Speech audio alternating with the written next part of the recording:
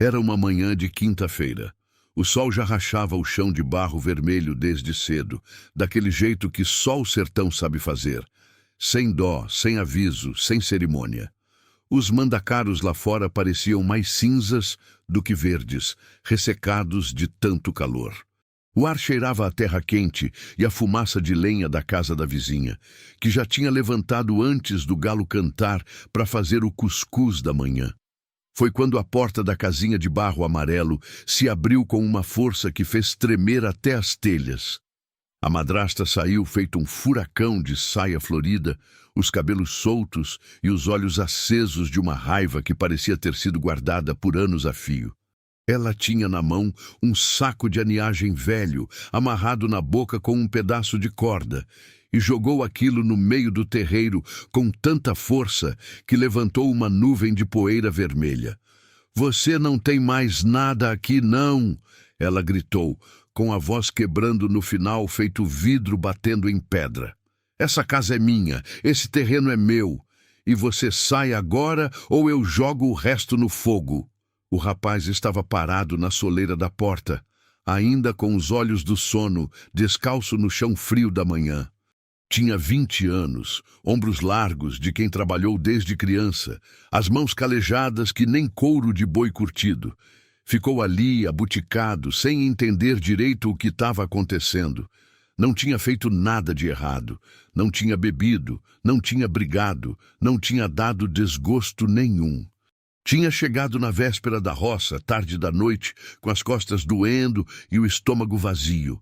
E tinha dormido sem comer e agora estava aqui, no meio do terreiro, com um saco de roupa na mão e a vergonha queimando a cara feito brasa de fogueira de São João. Os vizinhos espiaram pelas frestas das janelas. Tinha uma que até abriu o postigo devagar para ver melhor, mas não disse palavra. Ninguém saiu. Ninguém falou nada. O silêncio pesava mais do que o calor. Em Caatinga, lá ao redor, parecia ter parado de respirar, como se até o vento tivesse vergonha daquele espetáculo. O rapaz olhou para ela uma vez. Só uma, com aqueles olhos escuros que não deixavam ver o que tinha por dentro, porque ele era assim, cabra de pouca fala e muito pensamento. Pegou o saco, enfiou o orgulho lá no fundo do bucho onde ninguém via e foi embora, sem dizer uma palavra. Nem xingou, nem chorou. Só foi. Mas aqui é onde a história fica interessante, porque o que ninguém sabia, nem ele mesmo ainda, é que aquela expulsão não foi por acidente. A madrasta não tinha acordado azogada à toa. Ela tinha um motivo gordo, calculado, que ela vinha mastigando faz tempo igual jabá duro, devagar, com paciência de quem sabe que a hora vai chegar. 3 semanas antes, um homem tinha aparecido na região. Um de fora, com caminhonete nova, colete cheio de bolso e aquele jeito de quem anda medindo terreno com o olho.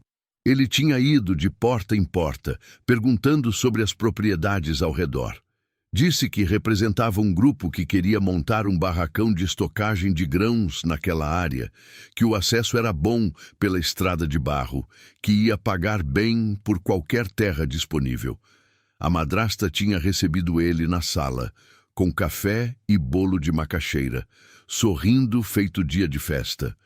E ali tinha ficado sabendo que o pedaço de chão onde ficava aquela casinha simples, aquele terreno que ela sempre tratou como seu desde que ficou viúva, valia muito mais do que ela imaginava. O homem tinha chegado a falar um número que ela nunca tinha ouvido reunido numa só conta. Só tinha um problema: o terreno não era dela. Ou melhor, ela sabia que o terreno tinha uma história que ela nunca tinha contado para o rapaz. Uma história que o avô dele tinha deixado registrada de um jeito que não precisava de papel nem de advogado. Porque no sertão as coisas se resolvem de outro jeito, com testemunha viva e com memória de gente de confiança. E a vizinha, aquela senhora miúda de cabelo branco que morava no sítio do lado faz 40 anos, sabia dessa história. Por isso a madrasta queria o rapaz longe, bem longe, antes que ele descobrisse, antes que a vizinha falasse, O rapaz andou léguas no sol a pino. As alpercatas batendo no barro seco, o estômago roncando de fome, o saco velho balançando nas costas. Ele não tinha para onde ir de jeito certo. O único parente que tinha na cidade grande era um conhecido de painho que ele mal lembrava do rosto. Não ia pedir favor para ninguém que não confiava. Foi andando pela margem da estrada de terra, desviando dos carros que passavam levantando poeira. Tinha o sol na cacunda e a sombra rara do juazeiro de vez em quando. A caatinga era aquela coisa linda e dura ao mesmo tempo. Chique espinhento, marmeleira torta, um buzeiro com seus galhos retorcidos que pareciam braços pedindo ajuda. O cheiro de terra quente misturado com o perfume fraco das flores amarelas do Jurema. O sertão feio e bonito ao mesmo tempo, do jeito que só quem nasceu ali entende. Ele foi desviando de um trecho da estrada que estava tomado pelo mato crescido. Aquela parte que ninguém roçava faz tempo, onde o mato pegava dos dois lados e a estrada ficava estreita feito corredor. Foi ali, sem querer, que o pé bateu em algo diferente.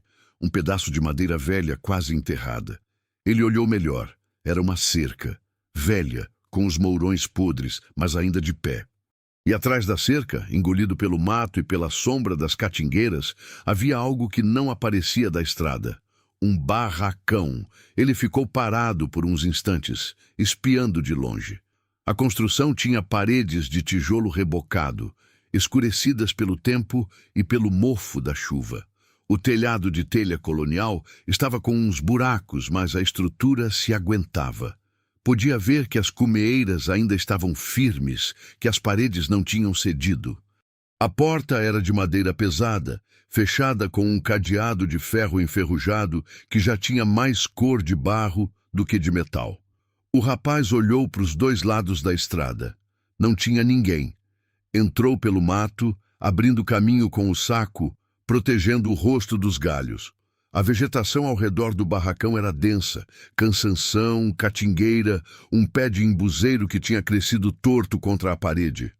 Mas o espaço ao redor da porta estava relativamente limpo, como se alguém tivesse roçado por último há uns 2 ou 3 anos. Ele tentou o cadeado. Estava enferrujado, mas não preso. Numa forcejada boa, com um pedaço de galho que tinha no chão. A argola cedeu com um barulho de metal velho que ecoou pela caatinga. A porta abriu rangendo. Eita! O cheiro entrou nele antes dos olhos se acostumarem com a escuridão. Couro velho, madeira seca, óleo de linhaça. Aquele cheiro de tempo guardado que lembra casa de velho, de coisa que não foi mexida faz muita época. Um cheiro que tinha memória, que tinha peso, que fazia a gente parar antes de entrar. Quando os olhos pegaram a luz do sol que entrava pela porta e pelos buracos do telhado, ele viu ferramentas enfileiradas na parede, presas em suportes de madeira, sovelas, alicates de couro, agulhas curvas de vários tamanhos, formões, tesouras de cabo grosso. Uma bancada comprida de madeira pesada, com marcas de trabalho por todos os lados, com as bordas desgastadas de tanto apoio de mão.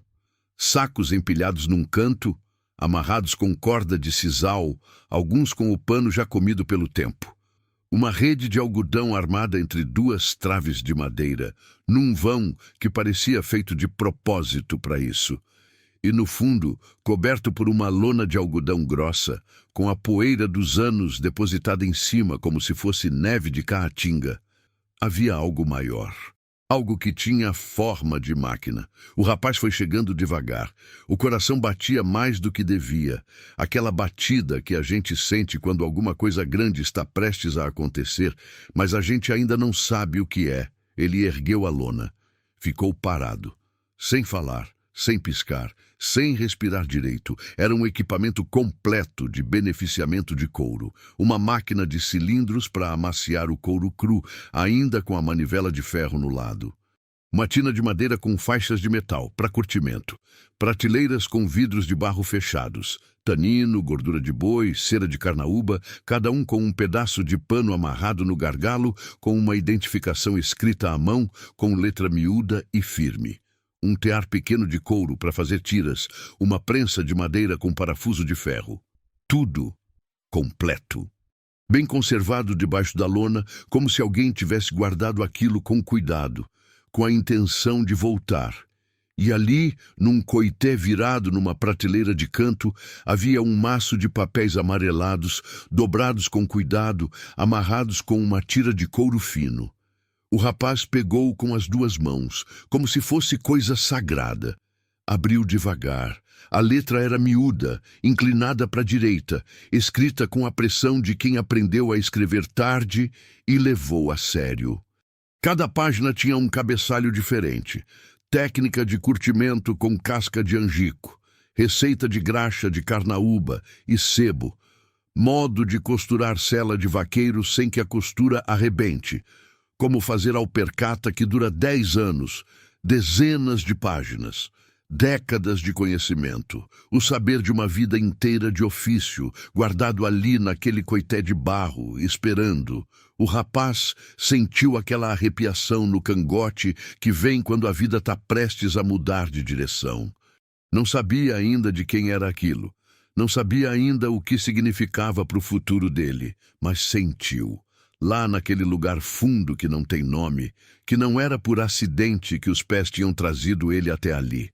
Naquela noite, ele dormiu na rede do barracão, com o saco de roupa como travesseiro e o maço de papéis perto do peito, ouvindo os grilos da caatinga lá fora e o vento passando pelos buracos do telhado com aquele gemido fino que parece respiração de coisa viva. O estômago estava vazio. O corpo estava cansado, mas tinha um fogo por dentro que o frio da madrugada não apagava. Ele não sabia ainda que naquele mesmo momento, do outro lado da caatinga, a madrasta estava sentada na varanda da casinha de barro amarelo, conversando baixinho com o homem gordo do açude, aquele que andava sempre com o ar de quem manda em tudo, com o passo pesado de latifundiário acostumado a não ouvir não. Os dois tomavam café e planejavam o que fazer se o rapaz não tivesse ido embora de vez. E a vizinha, lá no sítio do lado, tinha parado de tricotar quando ouviu a voz do homem gordo. Tinha se levantado devagar, com os joelhos doendo, e tinha ido até a janela espirar na escuridão, com aquele olho velho que ainda enxergava longe. Oxente! Ela murmurou baixinho, mais para si mesma do que para qualquer um. O cabra apareceu logo. Ela sabia que ia ter que falar com o rapaz. Só não sabia ainda como começar uma história que era longa demais para ser contada de uma vez só. Nos primeiros dias, a vizinha foi a única que apareceu. Ela chegou no barracão na manhã seguinte, com um pano de prato cobrindo um prato fundo de cuscuz, com manteiga de garrafa e um pedaço de carne de sol, sem dizer nada, sem fazer cerimônia, sem pedir explicação. Deixou na porta e foi embora com aquele passinho miúdo de gente de idade que anda ligeiro quando quer. O rapaz comeu tudo, bebeu água de um pote de barro que tinha achado no barracão ainda com fundo de água da última chuva e ficou olhando para o prato vazio por um tempo. Ela voltou no final da tarde, dessa vez sem comida, com as mãos na frente do avental. Sentou numa pedra perto da entrada do barracão, ajeitou a saia, olhou para ele com aqueles olhos miúdos que pareciam saber mais do que a boca costumava falar.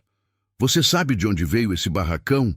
Ela perguntou com a voz calma de quem está começando uma história longa. Ele disse que não. Ela ficou quieta por um momento, olhando para as ferramentas na parede, como se estivesse escolhendo por onde começar. "Seu avô construiu esse barracão", ela disse. "Lá no tempo em que o sertão era outro, quando tinha mais gente aqui e o trabalho de celeiro valia ouro." O rapaz ficou parado. "Meu voinho?" Ele falou com a voz baixa. "O mesmo." Ela assentiu. "Eu conheci ele quando eu tinha uns 30 anos. Cabra arretado esse homem. Celeiro de fama em 3 municípios. Fornecia arreio, sela, alpercata, bolsa de viagem, cinto para fazenda de meia região. Tinha aqui um movimento que era uma beleza. O rapaz olhou para o maço de papéis que tinha pousado na bancada. Esses papéis são dele? São sim. Ela pausou. E o terreno também é. Nunca foi vendido. Nunca foi cedido. Não tem herdeiro que tenha assinado nada. Não tem transação que tenha sido feita. Esse pedaço de chão é da família por direito de uso e de sangue, do jeito que o sertão entende essas coisas. O rapaz ficou em silêncio por um longo tempo.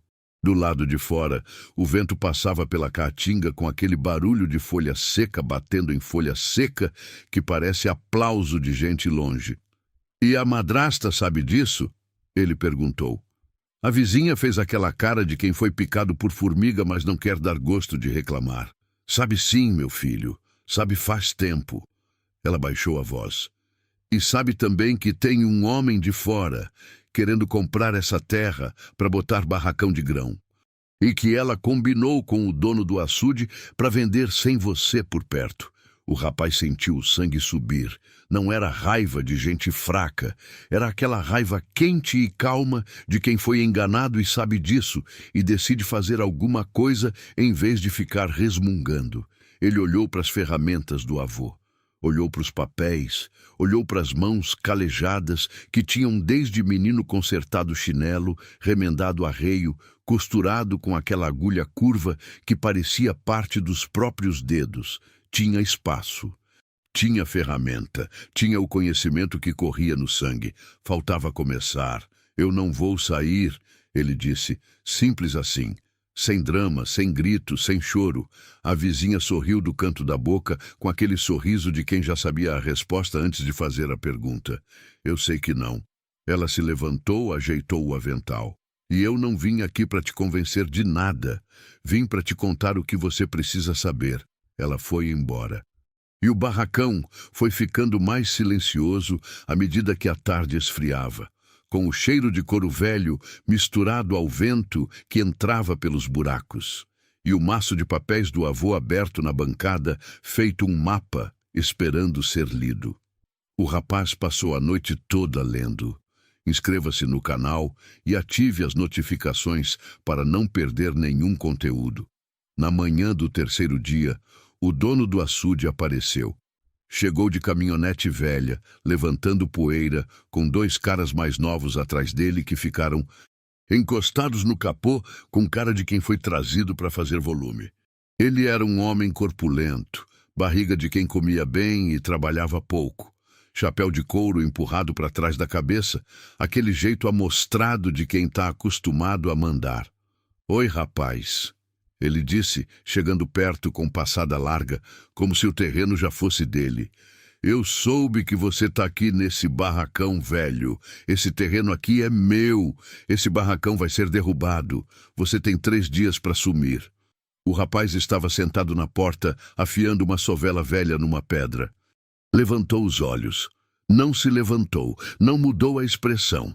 "Esse terreno não é seu", ele disse, calmo, feito pedra no fundo do açude. O homem gordo deu uma risada curta, de quem não está acostumado a ouvir contrariedade. "Rapaz, você sabe com quem está falando?" "Sei sim." O rapaz voltou a afiar a sovela. "E o senhor sabe com quem está falando também?" O homem gordo ficou vermelho. Deu 2 passos para frente, com cara de quem ia fazer ameaça de perto, mas alguma coisa no jeito quieto do rapaz, aquela calma que não era medo, era certeza, fez ele parar. 3 dias, ele repetiu, apontando o dedo. "Depois disso, eu resolvo do meu jeito." Foi embora bufando, com o passo pesado de quem não gostou do que ouviu, mas não soube o que fazer. O rapaz ficou olhando a poeira que a caminhonete levantou na estrada de barro. Depois olhou para as mãos. Depois para o barracão. 3 dias, ele tinha trabalho a fazer. Nos primeiros dias dentro do barracão, o rapaz descobriu que tinha mais ali do que os olhos enxergavam de primeira. Atrás das prateleiras fundas, embaixo de um estrado de madeira que servia de chão, numa parte do barracão, havia uma caixa de madeira pesada com fecho de ferro. Não tinha cadeado. O fecho era daqueles de mola, do tipo que aperta sozinho. Ele abriu com cuidado, com aquela atenção de quem está mexendo em coisa de outro sem ter pedido licença ainda. Dentro, pedaços de couro cru, enrolados e amarrados com tira de couro fino. 6 rolos de tamanhos diferentes. O couro tinha ressecado com o tempo, mas não tinha apodrecido.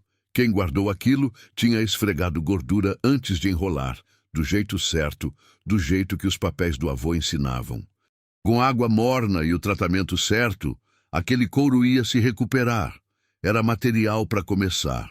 O rapaz passou os primeiros 2 dias limpando o barracão de cima a baixo. Varreu, bateu poeira, abriu os buracos do telhado para arejar sem deixar entrar chuva, cobriu com pedaços de lona que achou dobrados num canto. Organizou as ferramentas por tipo, pelo jeito que os papéis do avô indicavam. As de corte num lado, as de costura no outro, as de acabamento na prateleira do fundo. Pôs o couro de molho numa tina velha que tinha no terreiro, com água e um punhado de cinza que pegou do fogão da vizinha.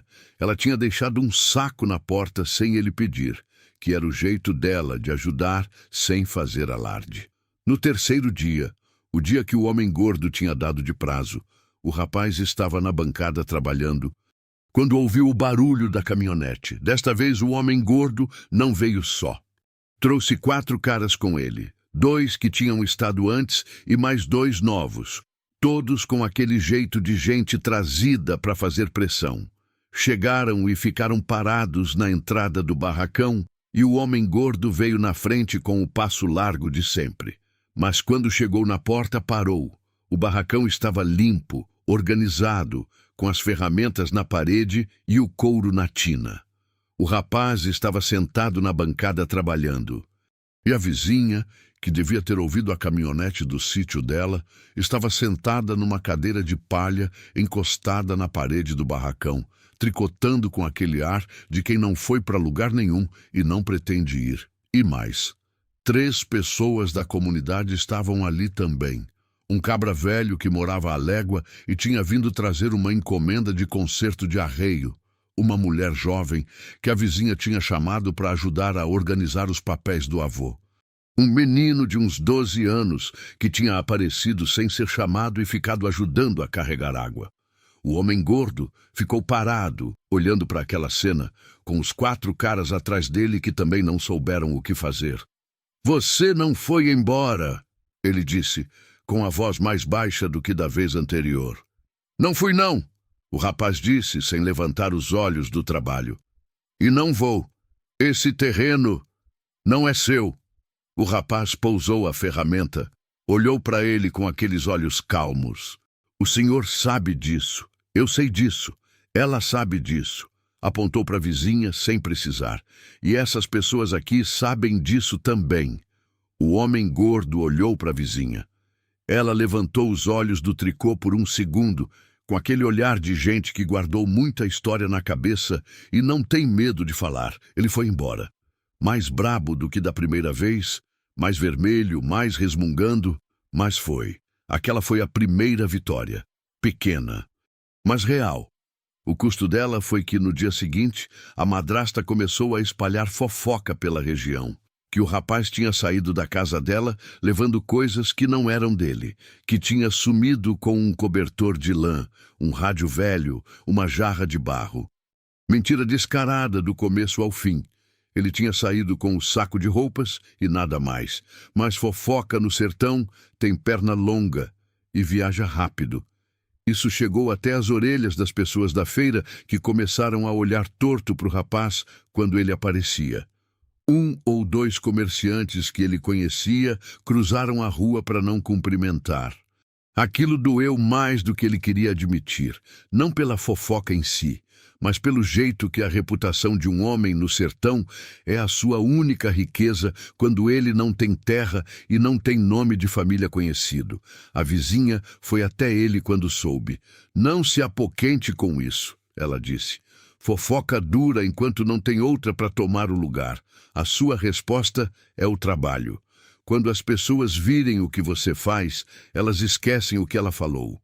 O rapaz aceitou aquilo, mas engoliu a raiva com dificuldade, feito espinho de mandacaru atravessado na goela. Ele mergulhou nos papéis do avô, leu tudo, repetiu as técnicas na bancada, errando, corrigindo, errando de novo. O couro que tinha encontrado na caixa foi o primeiro material. Ele cortou, amoleceu, tratou, costurou. O primeiro objeto que fez foi um cinto simples, sem adorno, só a costura dupla que o avô ensinava nos papéis. Ficou torto no primeiro furo. Refez, o segundo ficou melhor. O terceiro ficou bom. A vizinha levou o terceiro cinto para mostrar para uma conhecida que ia toda semana para a feira de Sulanca da cidade vizinha. 3 dias depois, voltou com dinheiro. Pouco, mas real. E com um pedido. A conhecida queria um par de alpercata.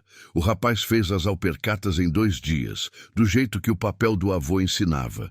Sola de couro dupla costurada com linha de algodão encerada, tiras largas que não cortavam o tornozelo, fivela de couro dobrado. Quando a mulher da feira colocou no pé, disse que era a coisa mais confortável que tinha calçado em anos. Mais pedidos vieram. Devagar, um de cada vez, mas vieram. Foi nesse período que apareceu o segundo obstáculo grande. A madrasta, ao saber que o rapaz estava vendendo na feira, foi até o homem gordo do açude e propôs uma nova estratégia. Se não dava para tirar ele pela força, ia tentar pelo embargo, convencer os feirantes da cidade vizinha a não aceitar o produto dele, usando a história da fofoca que ela tinha plantado. O homem gordo tinha conhecidos na prefeitura. Era do tipo que frequentava os mesmos bares que os donos de banca de feira, que dava presente em época de eleição, que chamava todo mundo de compadre. Em 2 semanas, 2 dos principais feirantes da cidade vizinha tinham recebido o recado que era melhor não comprar do rapaz do barracão. A jovem esperta que a vizinha tinha apresentado ao rapaz, uma cabra miúda de cabelo crespo e olho vivo que entendia de conta e de convencer gente. Foi a primeira a perceber. As vendas travaram, ela disse chegando no barracão uma tarde com a cara fechada. 2 bancas que compravam pararam de responder. O rapaz ficou em silêncio por um tempo, olhando para o barracão, para o couro que tinha na tina, para as ferramentas na parede. A gente muda de feira, ele disse. Tem outra? Tem. Maior. Mais longe. Mas tem. A feira do município vizinho ao outro, a que ficava a quase 3 horas de caminhonete pela estrada de barro, era conhecida por ser frequentada por compradores de fora da região. Gente que vinha de cidades maiores procurar produto artesanal bom e barato para revender. Lá, o homem gordo não tinha braço comprido. A jovem esperta conhecia uma mulher que ia para lá de mês em mês com um caminhão pequeno. Ela negociou o espaço, mas para chegar lá precisavam de transporte. A vizinha, que tinha uma caminhonete velha que o filho deixado antes de ir embora para o sul usava só nas emergências, se ofereceu para levar. Essa caminhonete tem 50 anos de serviço. A jovem esperta disse, olhando para o veículo com desconfiança. Igual a mim, a vizinha respondeu sem piscar. E eu ainda tô de pé. Carregaram a caminhonete com as peças que tinham. 12 cintos, 4 pares de alpercata, 3 bolsas de couro pequenas, um colar de couro trançado que a jovem esperta tinha sugerido que era modinha entre as mulheres da cidade. Saíram de madrugada para pegar a estrada fresca. Foi na curva do Barreiro Vermelho, um trecho da estrada de barro onde o chão cedia na chuva e deixava aquelas valetas fundas cobertas de poeira seca no tempo da seca, que o pneu traseiro da caminhonete estourou. O veículo puxou para o lado com uma violência que a vizinha não conseguiu segurar. A caminhonete saiu da estrada, desceu o barranco de pouca altura e virou de lado no capim baixo, levantando uma nuvem de poeira e um barulho de metal rangendo que acordou os pássaros da caatinga. Quando tudo parou, havia um silêncio pesado. Só o tilintar de vidro partido e o farfalhar das folhas do capim se acalmando. O rapaz foi o primeiro a se mexer. Empurrou a porta que estava para cima com os 2 braços, saiu, ficou de pé no capim. O braço direito latejava, tinha batido forte na lateral durante a queda. Olhou para baixo, o pulso estava inchando. Vizinha, ele chamou com a voz raspando. Tô aqui. Veio a resposta de dentro do veículo, fraca, mas firme. Tô aqui.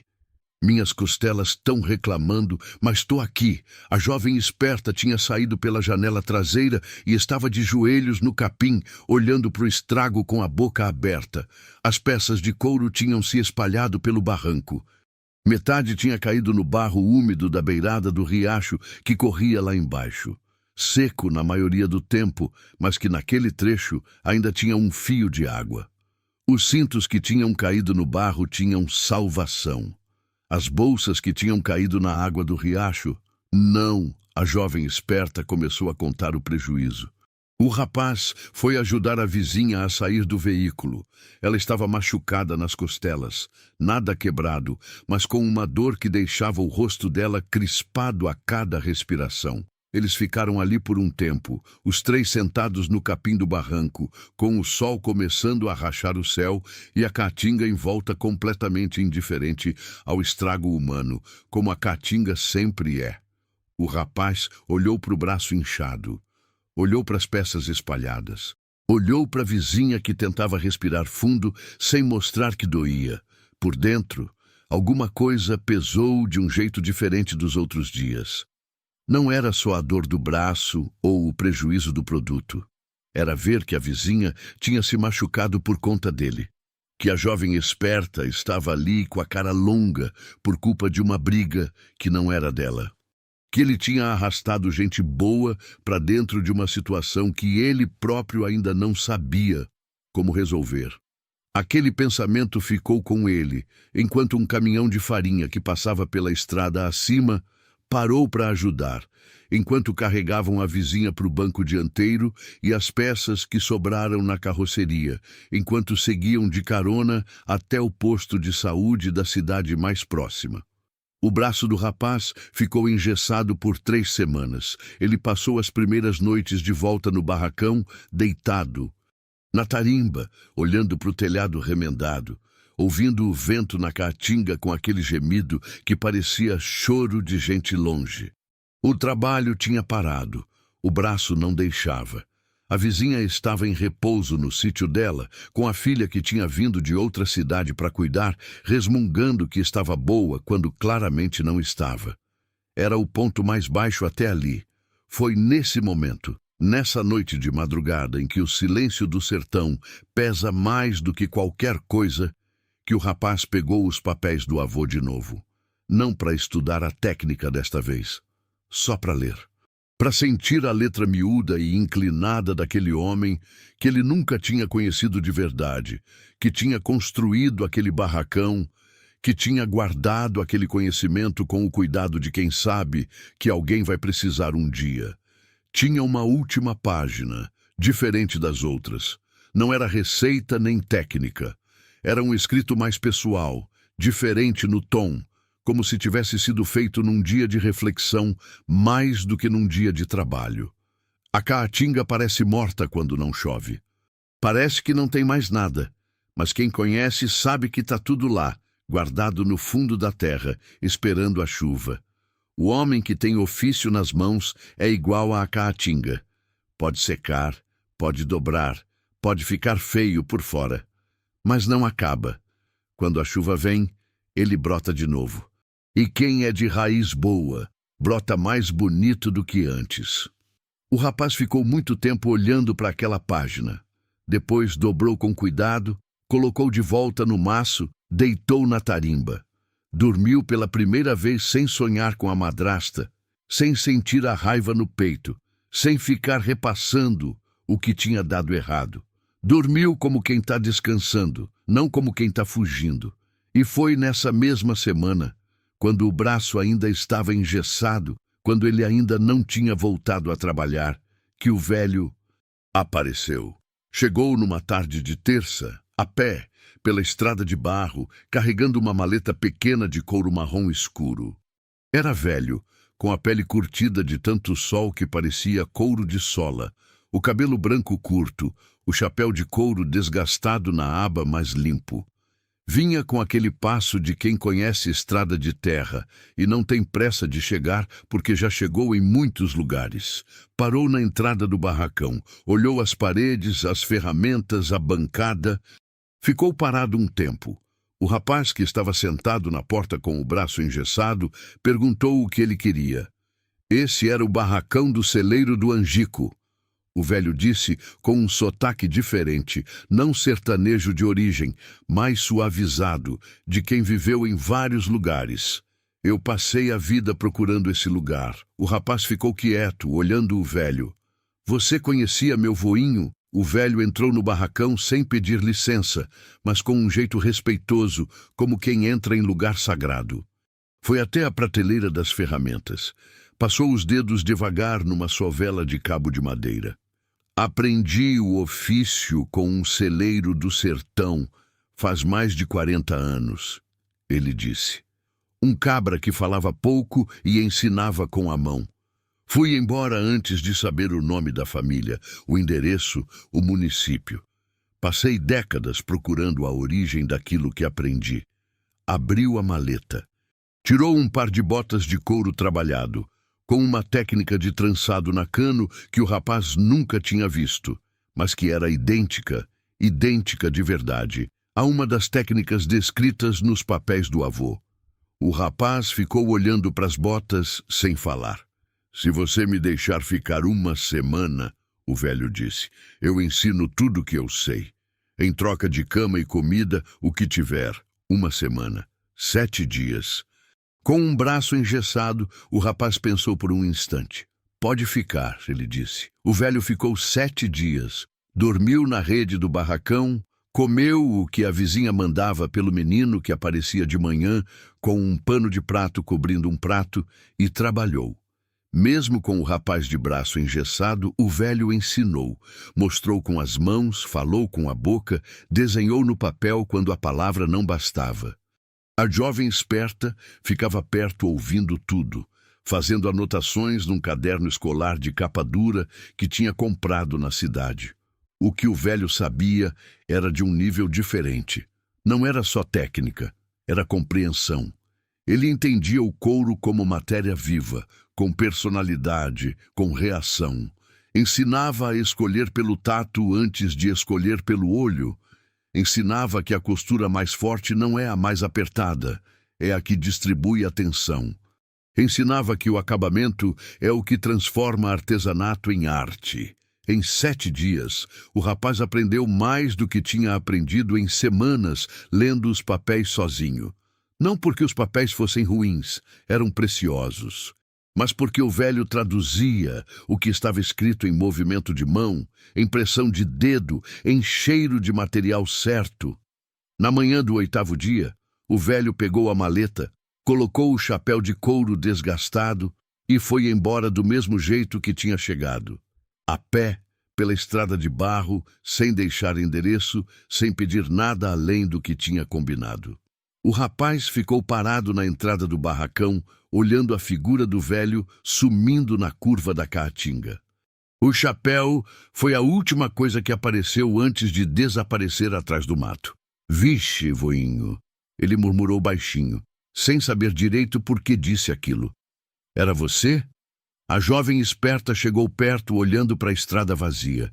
Quem você acha que era ele? Ela perguntou. Ele demorou um tempo para responder. Não sei, ele disse.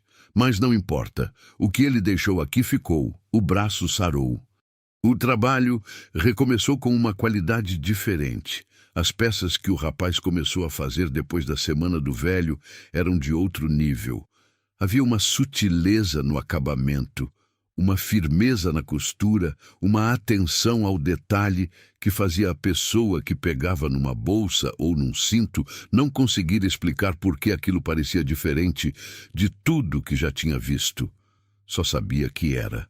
A jovem esperta foi para a feira do município distante com uma outra mulher da comunidade, de ônibus dessa vez. Levou 12 peças, voltou sem nenhuma.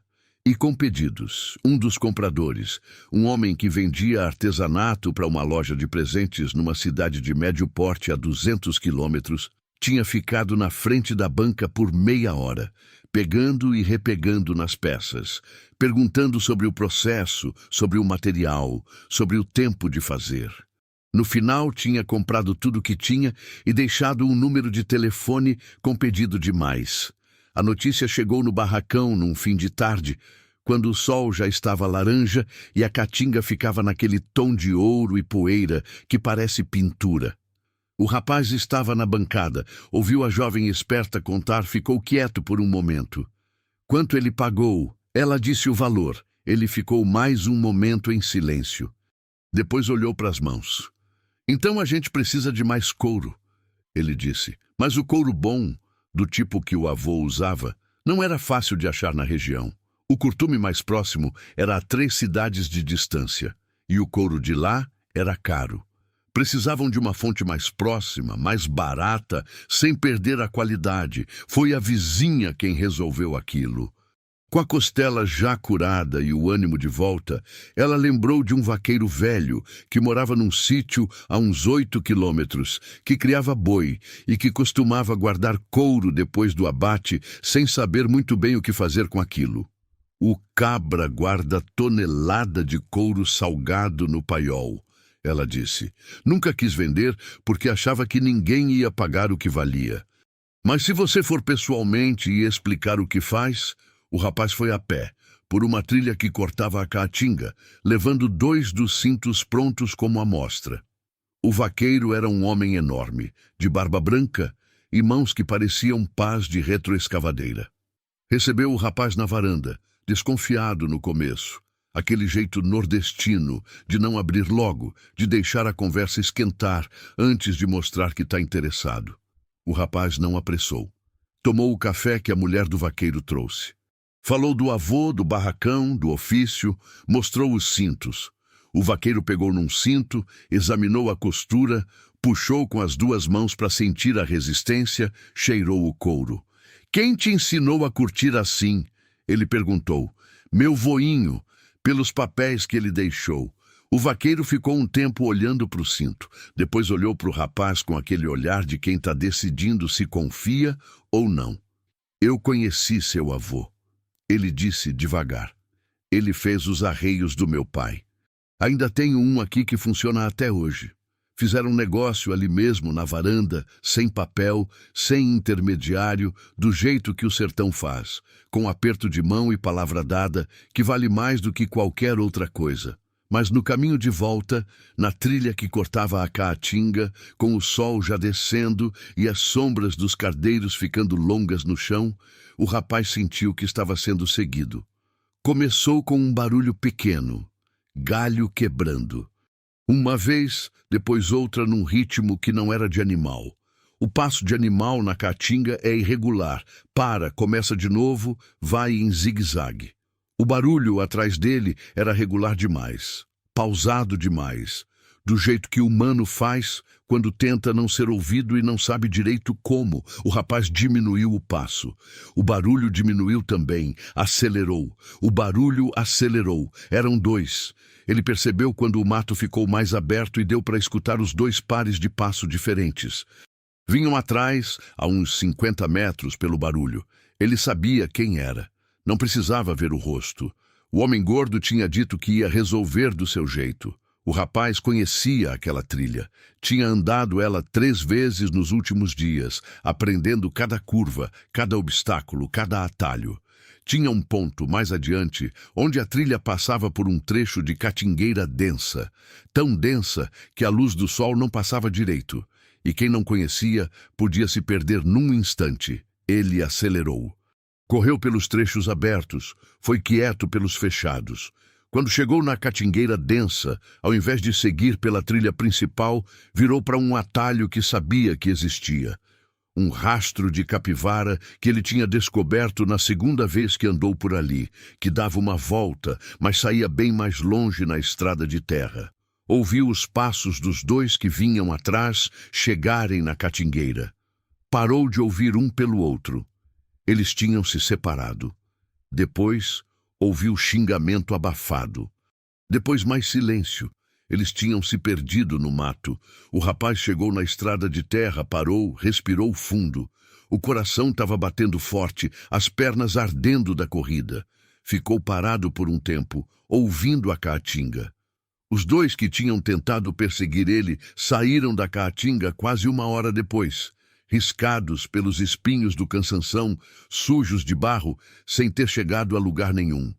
Quando chegaram na estrada, o rapaz já tinha ido embora. Mas o recado estava dado. A situação tinha saído do campo da fofoca e dos recados e tinha entrado num lugar mais perigoso. O homem gordo estava escalando. O rapaz não esperou. Aquela mesma noite, foi até a vizinha. Contou o que tinha acontecido na trilha. A vizinha ouviu tudo, sentada na cadeira de palha, com os dedos entrelaçados no colo e aquele rosto que não deixava ver o susto. "Você sabe o que precisa acontecer agora?" ela disse. "Sei. Ele precisa perder o que quer que ele queira nesse terreno. Ele quer vender para o homem de fora. Então o homem de fora precisa saber que não tem o que comprar aqui." Na manhã seguinte, a jovem esperta usou o número do comprador da loja de presentes, que tinha ficado com curiosidade sobre a origem do produto, para pedir um encontro. Não foi difícil. O comprador estava interessado em visitar a origem da produção, como ele mesmo tinha dito.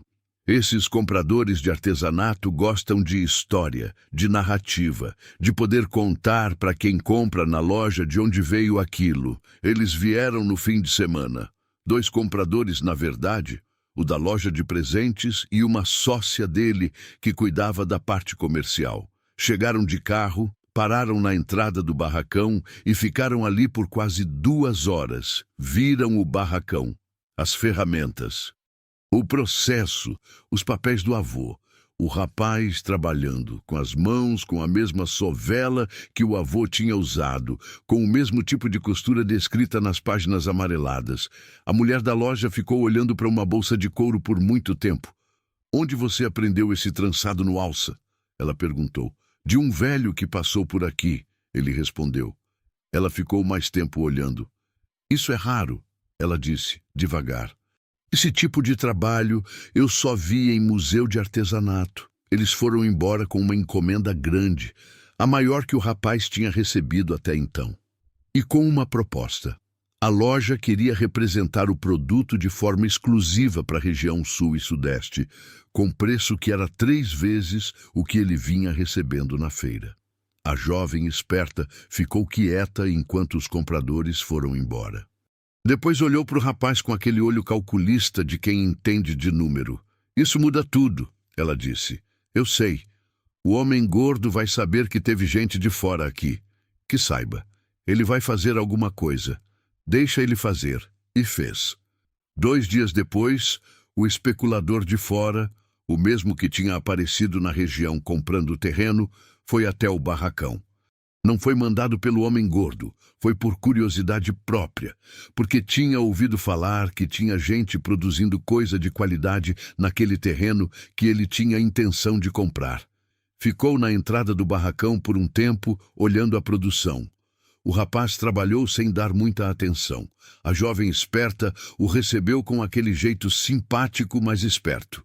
No final, o especulador saiu com uma encomenda de bolsas de couro para revender no escritório que tinha na cidade grande.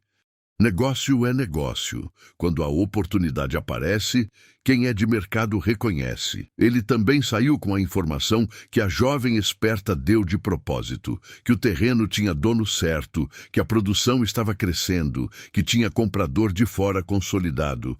Informação que tornava qualquer outra negociação sobre aquele terreno muito mais complicada. A madrasta soube de tudo isso por intermédio do homem gordo.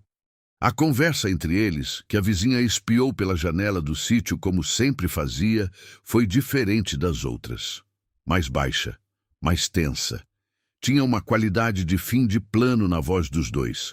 O homem gordo foi embora naquela noite sem dar tchau direito. Na semana seguinte, a madrasta foi vista na cidade vizinha comprando caixa de mudança numa loja de materiais usados. Ela foi embora do sertão sem avisar ninguém. Simplesmente sumiu. A casinha de barro amarelo ficou fechada com a chave na porta, o terreiro vazio, o fogão frio. Os vizinhos ficaram comentando por semanas, mas no sertão a gente comenta e segue a vida, porque já se viu coisa mais estranha. O rapaz ficou sabendo pela vizinha, numa tarde de quarta-feira comum. Ficou quieto por um tempo, olhando para o barracão, para o couro na tina, para as ferramentas na parede. "Você vai lá ver?" A jovem esperta perguntou. "Ver o quê?" "A casinha." O que ficou? "Não. Não tem curiosidade?" Ele pensou por um instante. "Tenho não. Ela foi embora. A vida dela." Ele pegou a sovela, voltou para a bancada. "A minha tá aqui. Aquilo foi a segunda vitória grande, maior.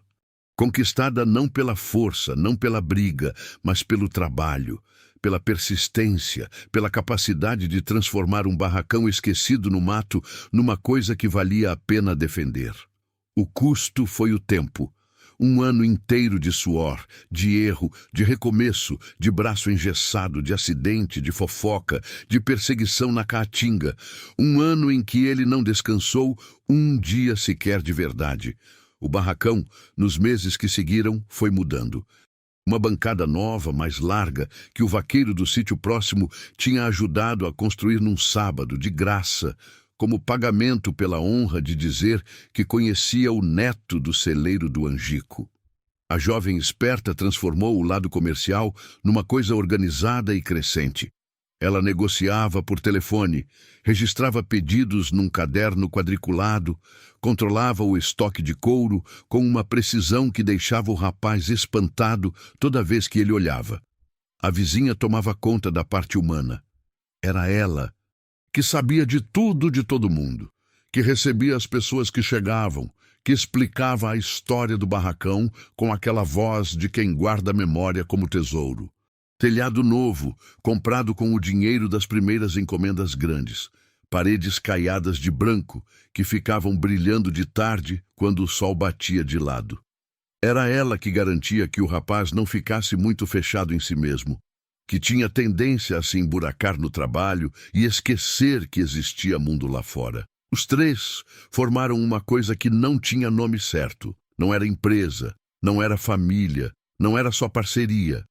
Era aquela coisa que acontece no sertão quando gente de boa índole decide caminhar junto sem muita explicação.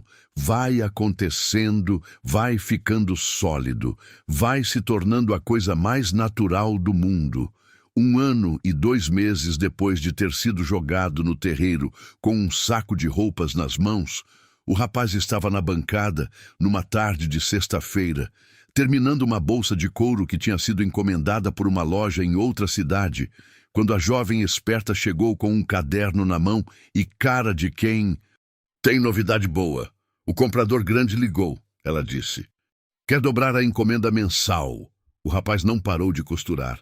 Fez mais 2 pontas de agulha, devagar, com aquela atenção que ele tinha aprendido com o velho do chapéu. "A gente dá conta?" ele perguntou. "Se treinar mais 2 pessoas da comunidade, sim." Ele pensou por um instante. Do lado de fora, a caatinga estava naquele momento do final da tarde, em que a luz fica quase horizontal e pinta tudo de laranja. O mandacaru, o xique-xique, as catingueiras tortas, o chão de barro vermelho. Um pássaro cantava lá no fundo, daquele canto que a gente nunca esquece depois que ouve uma vez. "Então treina", ele disse. A jovem esperta anotou no caderno e foi embora com aquele passinho rápido de quem tem coisa para fazer. O rapaz ficou só por um momento com a bolsa na mão e a agulha parada. Olhou para a parede do fundo, onde o caderno do avô estava pendurado, aberto na primeira página, com aquela letra miúda e inclinada que ele já sabia de cor. "Quem tem ofício nas mãos nunca fica na lona." Ele leu aquela frase mais uma vez. A mesma que tinha lido centenas de vezes no último ano, em noites de braço doendo, em manhãs depois de perseguição no mato, em tardes em que a fofoca da madrasta chegava de novo de um jeito diferente, em madrugadas em que a solidão do sertão pesava mais do que o cobertor. Leu e dessa vez sorriu. Couro de qualidade, costura dupla que não arrebentava em 20 anos de uso, trançado no alça que o velho do chapéu de couro tinha ensinado, acabamento com cera de carnaúba que deixava brilho sem deixar artificial. Ele pendurou na parede ao lado das outras peças prontas, olhou para o conjunto por um momento e foi acender o fogão para fazer o café da tarde. Do lado de fora, a caatinga pegou fogo de cor com o sol descendo. Aquele laranja que parece impossível de tão bonito que dura uns 3 minutos antes de virar roxo e depois escuro. Não do canto da boca, não o sorriso contido de quem tem receio de mostrar. Sorriu de verdade, com os dentes, com o rosto todo, feito gente que chegou num lugar que vale a chegada. Depois voltou a costurar. A bolsa ficou pronta bem antes do escurecer. O vento trouxe cheiro de terra úmida. Tinha chuviscado mais cedo no começo da tarde, aquela garoa fina que mal molha, mas que faz a caatinga soltar perfume de jasmim e de mato verde. A vizinha apareceu na entrada do barracão com um prato de cuscuz e 2 xícaras de café. Sentou na cadeira de palha de sempre, pousou o prato na beirada da bancada, cruzou as mãos no colo. "Como tá o braço?" ela perguntou. "Bom, faz meses que não lateja." E o resto, ele pegou a xícara de café, tomou um gole, olhou para a caatinga lá fora. "Tá bom", ele disse, simples assim. Ela assentiu, satisfeita com aquela resposta que era pequena, mas dizia tudo. Ficaram os dois em silêncio por um tempo, tomando café enquanto a caatinga escurecia, com o cheiro de couro e cera de carnaúba misturado ao vento da tardinha, e o canto do pássaro lá no fundo que nunca parava. Não precisava de mais nada.